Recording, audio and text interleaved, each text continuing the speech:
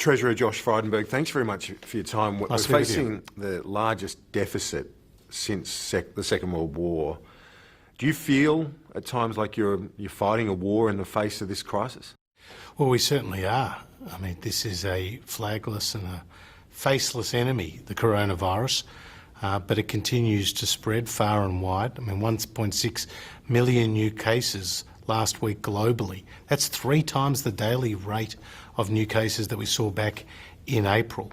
Now, Australia has dealt better than nearly any other country with both the health and the economic initiatives that we have taken, but the harsh reality of what we're going through has played out in the budget bottom line, and that's reflected in the debt and deficit numbers we've released today. But as you make the point, we're in the best position, fiscal position in the OECD. Are you willing to rack up more debt in order to save jobs? Well, the coalition under Scott Morrison will do what is necessary to support the Australian people at these difficult times. I mean, given the uncertainty around the labour market and given the second spike of cases in Victoria, that was the context for our announcement just a few days ago about extending the JobKeeper payments. Now, currently it's supporting 3.5 million workers, 960,000 businesses, 30% of the pre-COVID private sector economy, and we're continuing it for another 6 months. That is a reflection of the challenges that we have. It's currently costing us $11 billion a month. It will cost us less in the next wave or the next phase as a result of reapplying the eligibility test. But the support, Kieran, will be there for those who need it. Some economists are already saying that these numbers are optimistic, that they assume the worst is behind us. Is that a fair assessment? No, I think they assume that we can as a country be effective in dealing with new cases that when they arrive, and New South Wales right now is seeking to do that. In Victoria, obviously, there were mistakes made. There needs to be lessons learnt. That state is 1/4 of the national economy, and it's effectively in lockdown for more than 5 million Victorians. The impact of that is very substantial, and we do know that there will be challenges ahead, but we've got the plan. We're implementing it on the health front. Other states and territories are opening up. Jobs are coming back. We saw that in the ABS data last week. And we're also obviously heavily investing in skills and infrastructure and in other areas. But a stage 4 lockdown is very much a realistic proposition in Victoria. So, again, is this the best case scenario that we're seeing in terms of these numbers? Well, again, no decision has been taken, as I understand it, from the Victorian government. Certainly no decision has been announced, and the numbers today reflect the decisions that have been taken. In relation to the 4-year forward estimates, that's been the rule of thumb when it comes to Treasury. For budgets. And economic statements. I don't think there's been a 2-year cycle used for 30 years. Why did you do it? Because there's great uncertainty at the current time, and we heard from Governor Phil Lowe of the Reserve Bank just days ago how difficult it is to provide forecasts in this environment. We've provided a 2-year forecast. We'll provide 4-year forecasts in the budget, which will be delivered on October the 6th.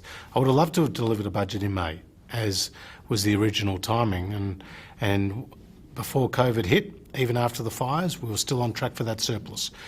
But obviously this is a very unprecedented time for the economy, for the Australian people, and that has required the budget to be delayed till October. When you look at the medium to longer term, isn't it important to give Australians a sense of just how tough it is in that period in order to mobilise support for reform? Because presumably you are going to undertake proper reform in October. Well, the first thing to say is significant reforms are already underway. We went to the last election, for example, with 3-stage tax cuts worth $158 billion. We legislated that effectively. One of the outcomes of that legislated tax plan is that we're creating one big tax bracket between $45,000 and $200,000, where 94% of Australian taxpayers, Kieran, will pay a marginal rate of no more than 30 cents in the dollar. Right now, that's 63% of taxpayers. So this is putting money into people's pockets. It's a comprehensive reform. What the Prime Minister has outlined in terms of industrial relations reform is through 5 different working groups, whether it's on the simplification of the award system, whether it's in relation to green greenfield sites, casual workers, or whether it's the compliance side of things. We are focused on dealing with stakeholders appropriately to get the best possible outcomes. Infrastructure, we've brought forward nearly $4 billion worth of spending. On skills, we've announced a $2 billion package. Underwriting, a 50% wage subsidy of 180,000 apprentices.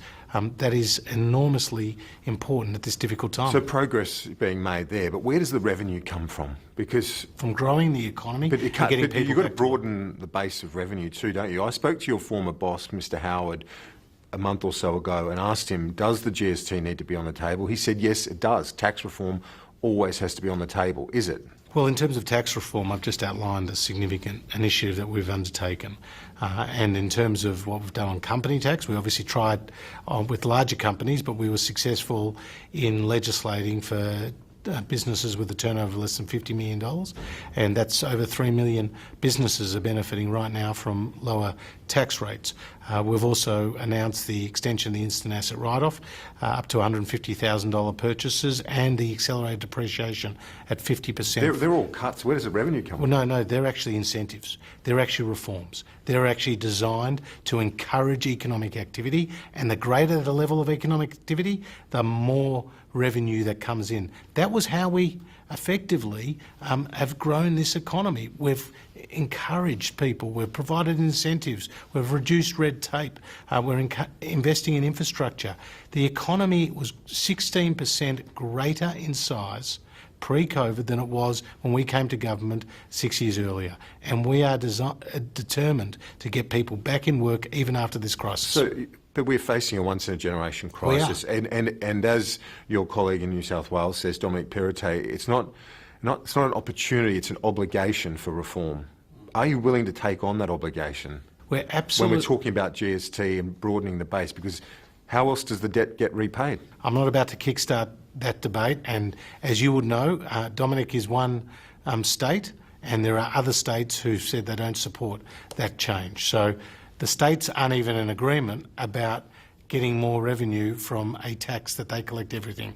We collect it and they get everything from it. So in terms of the GST, it supports the states and it's obviously based on the level of consumption. It's taken a hit in this update because there's lower consumption across the economy as a function or as a feature of what has transpired with the coronavirus. Did you consider extending the higher support for businesses in Victoria, given the shutdown there, and not to reduce the JobKeeper payments in order to support them, given they're obviously in a much tougher spot than the rest of the country? Well, what we've designed with the JobKeeper program is a demand-driven one.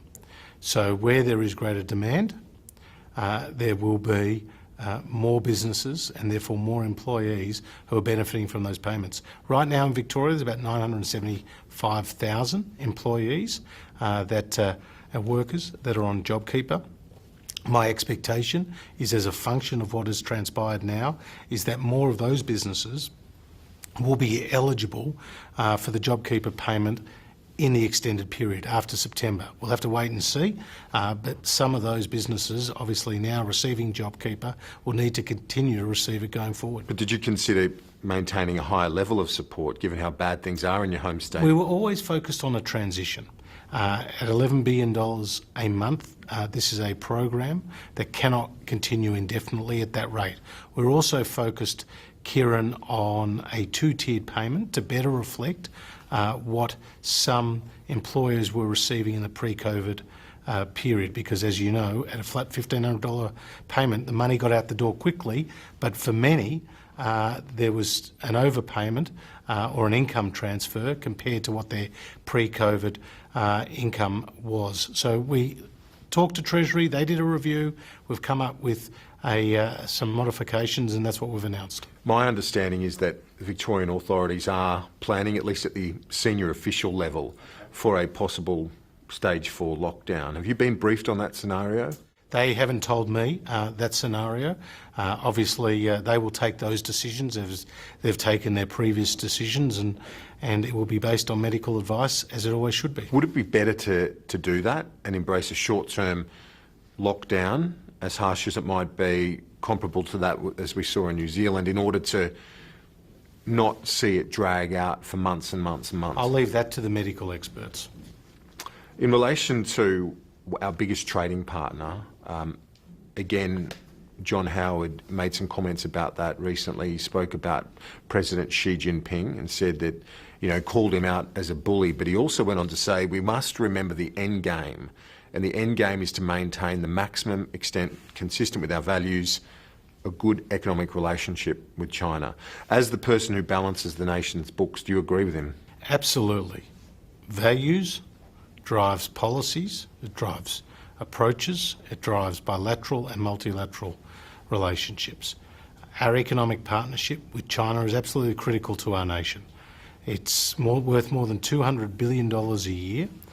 China benefits greatly from our iron ore, which supplies more than 60% of their needs, and our LNG, more than 45% of their needs. That helps drives their industrial expansion. At the same time, we benefit greatly from China's demand from our exports and obviously from their imports too to this country. So it's a mutually beneficial economic partnership, and I want that to continue. Is it time for the Morrison government to try and get things back on an even keel in that relationship? I know that largely the Australian government hasn't been the catalyst for a lot of the problems in it. It's been assertiveness out of Beijing and so on, but do you want to see that cool down a bit? Well, Kieran, I think that's the key point, is that our positions have not changed. We continue to seek a strong and a positive and a mutually beneficial relationship with China. Now, that does mean defending our interests, making our points of difference clear and consistent, and we'll continue to do that. And we don't have any regrets, for example, for calling for an independent inquiry into the outbreak of the coronavirus. I mean, look at the pain it's caused both on the economic side as well as on the health side, and countries are not through this, and it's only fair that the appropriate international agency undertakes that review. Treasurer, thanks for your time. Great to be with you.